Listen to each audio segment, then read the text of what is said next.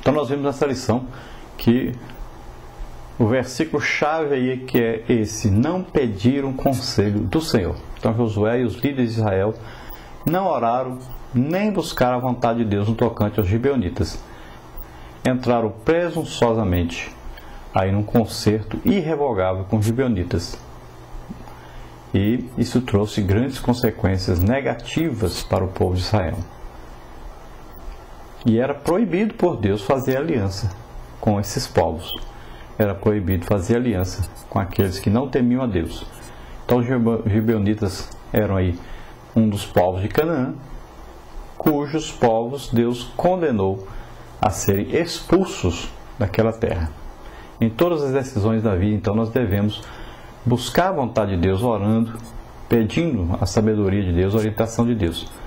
E isso, então, vai nos poupar tristezas e tragédias. Nós podemos nos lembrar aí de Balaão, por exemplo, que sempre usava de engano. Ele sabia a vontade de Deus, mas para ter lucro, né, por causa do prêmio, ele mentia, enganava, ele sempre buscava nova solução. E nós podemos lembrar também de Jacó, que sempre usou de engano, né, com Esaú para conseguir a primogenitura. E nós podemos aprender lições na vida desses homens. Por exemplo, Jacó enganou, mas também foi enganado pelo seu sogro, né? Quem engana, a Bíblia diz que também é enganado. Saul, por exemplo, morreu e sempre fez coisas erradas. E uma das grandes coisas erradas que ele fez foi consultar uma espírita. Então ele foi consultar o reino demoníaco de Satanás. E ele se enredou por esse caminho. Sempre quando a pessoa vai consultar demônios no espiritismo, a pessoa fica sujeita à ação desses demônios na sua família. E foi isso que aconteceu com Saul.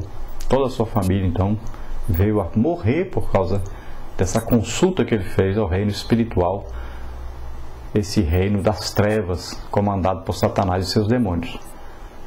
É proibido pela palavra de Deus. Em Deuteronômio você pode ver, no capítulo 18, que é proibido consultar espíritos adivinhantes, a consultar mortos, horóscopo, baralhos, né, astros. É proibido isso por Deus.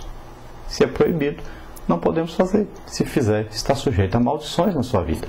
Podemos ter também como exemplo Ananias e Safira, que usaram de engano, mentiram para Pedro, dizendo que tinham vendido o terreno por uma quantia e não era por aquela quantia, dizendo que estava doando toda a quantia que receberam pela venda dos seus terrenos, e morreram por causa disso. Então Josué deveria ter se lembrado que aqueles povos que viviam ali em volta deveriam ser destruídos e consultar o Senhor se aquele povo ali era de perto ou de longe, como eles estavam dizendo. Consultar o Senhor o que deveria fazer, se deveria fazer aliança com eles ou não. Deveria ter consultado. E é interessante que os inimigos, os gibeonitas, já sabiam que o povo de Israel tinha um concerto com Deus para destruir todos aqueles povos ali. Já sabiam que estavam em perigo.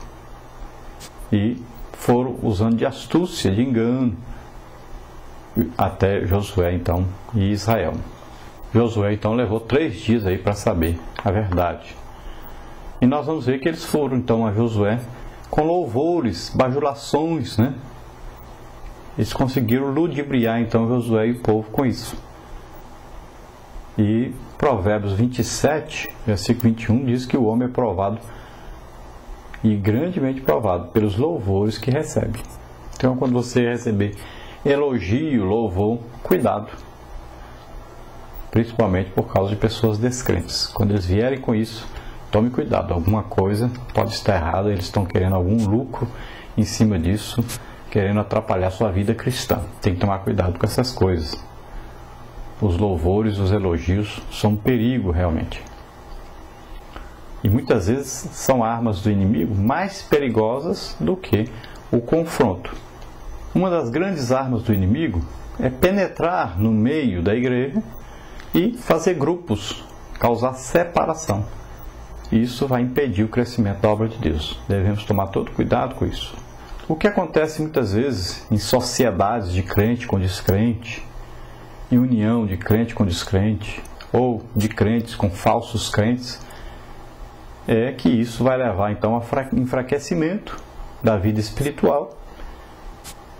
Vai haver uma mistura, né, e uma fragmentação, vai haver grupos formados, né, e vai haver sempre uma situação em que vai ter que se abrir mão de princípios bíblicos, e isso vai levar então ao pecado. Nós sabemos pela palavra de Deus que um pouco de fermento leveda toda a massa. E o conselho da Bíblia para nós é que nós não estejamos, né, em julgo desigual com os descrentes, com os infiéis. Você pode ver 2 Coríntios 6,14. Se nós olharmos aí em 1 de Pedro 5,8, diz: sede sóbrios, vigiai, porque o diabo, vosso adversário, anda em derredor, bramando como leão, buscando a quem possa tragar. Então isso nos faz aí lembrar da história de Aquiles, né? A famosa história aí do tendão de Aquiles. Aquiles era um soldado, tinha uma armadura muito grande, muito bonita, muito forte, lutava contra todos e ganhava a luta. Toda luta que ele estava pelo meio, ele vencia, porque ele tinha uma armadura. Mas um dia um soldado, então, prestando atenção, ele olhou que para Aquiles se locomover, ele precisava dobrar o pé, e ali, lá na altura do tendão, tinha ali uma abertura na armadura para ele se mover.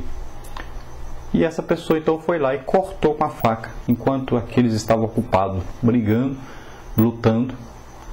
Ele foi sorrateiramente por baixo e cortou o tendão de Aquiles.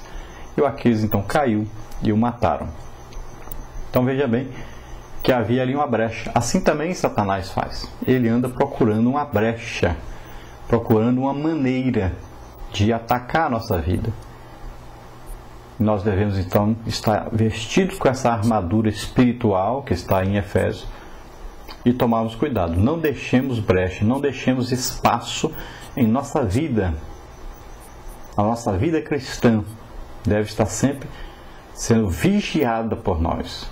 Tomemos cuidado, porque Satanás anda em derredor, olhando, procurando um meio de nos atrapalhar. Ele sabe que atrapalhando a cada um de nós, ele estará atrapalhando o crescimento da obra de Deus, estará atrapalhando aí que o exército de Deus avance e conquiste mais e mais almas para o reino de Deus. Então tomemos cuidado, cada um individualmente. Não deixe brechas para o inimigo, espaço para ele atacar a sua vida. Lembremos que ele imita apenas o leão. O verdadeiro leão é Jesus, o leão da tribo de Judá. Mas Satanás imita as coisas de Deus. Tomemos cuidado com isso. Então, o fato de nós enganarmos alguém involuntariamente, sem planejar, não quer dizer que nós estamos aí desse ardil, nessa mentira propriamente dita, nós estamos querendo errar ou querendo enganar alguém. Nada disso. Pode acontecer que, sem perceber, a pessoa faça isso. Aqui na lição, esse ardil foi planejado, esse engano foi planejado, essa mentira foi planejada, foi bem estudada. Esse engano é quando a pessoa sabe a verdade, mas arquiteta outra coisa. Ele pensa de um jeito, mas fala de outro, age de outro jeito. Então é um engano, a pessoa vem com astúcia, com engano, com um plano diabólico para enganar, tirando proveito disso. Então essa mentira dos gibeonitas, na verdade, ela era jocosa, ou seja, em forma de brincadeira ou de jogo, né?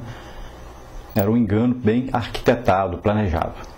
Era também oficiosa, porque tratava-se do próprio interesse deles. Então eles estavam em busca de um interesse de ficar vivos, de terem proveito com esse engano.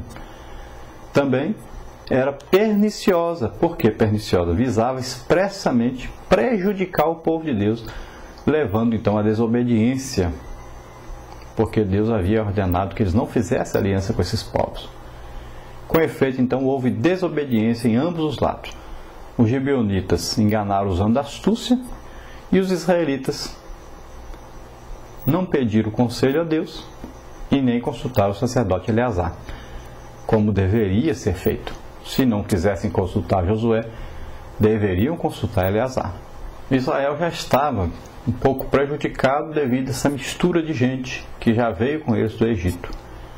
E agora se misturaram mais ainda, começaram a fazer aliança com aqueles povos. E aquele povo gibeonita ali acabou que não era apenas